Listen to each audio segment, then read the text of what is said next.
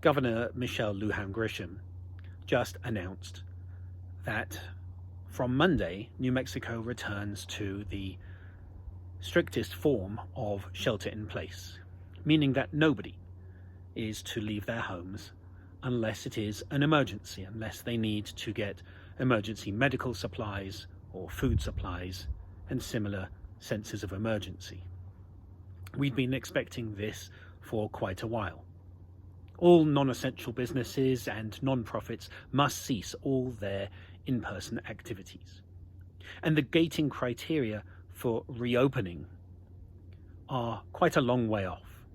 We know that this shelter in place will last for at least 2 weeks, but the expectation is, in fact, much longer.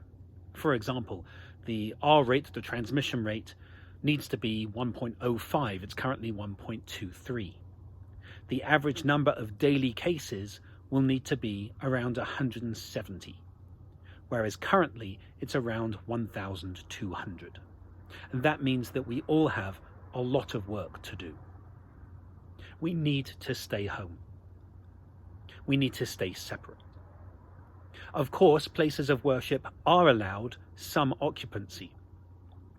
The governor said that places of worship are allowed 25% of the maximum occupancy, or 75 people, whichever is smallest. But she urged, quite rightly, for places of worship to use online services as much as possible. And I want to stress that this is something that we will be doing and continue to do, have done since March, in fact. For us, the preservation of life, pikuach nefesh, is paramount. And if we can save even one person's life by staying home, even though it's not ideal, and even though we obviously miss that physical presence with the other members of our community, nonetheless, if we can save one person's life, then we must keep our services online. As it is, our music continues to improve. We now have music on our slides, which is quite extraordinary. And so we encourage you to join us, along with around 100 other people who join us every week for Shabbat services online, in Zoom, in Facebook, or from the Temple website.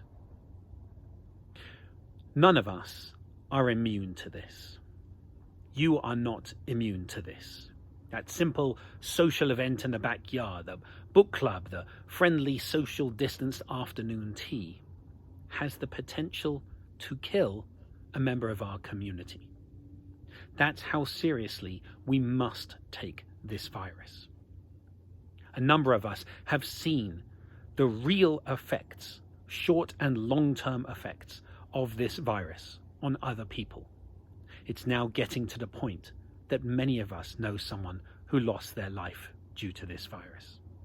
So I urge you to really strongly consider pikuach nefesh, the preservation of life, in everything you do over the next few weeks. I urge you to use technology. I urge you to stay as socially distanced as you can be. This time can be isolating. It can be very difficult, especially for those who are on their own. So we will be reaching out to more and more of our members during this time. This is a challenging time. Nonetheless, we still remain together in community, not physically together, but connected through many differing ways, particularly using the wonders of technology.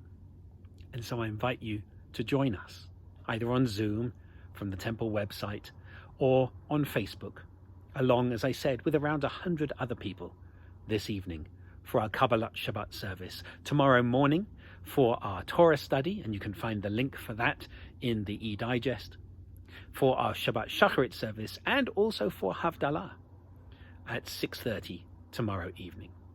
I hope to see you soon and wish you Shabbat Shalom.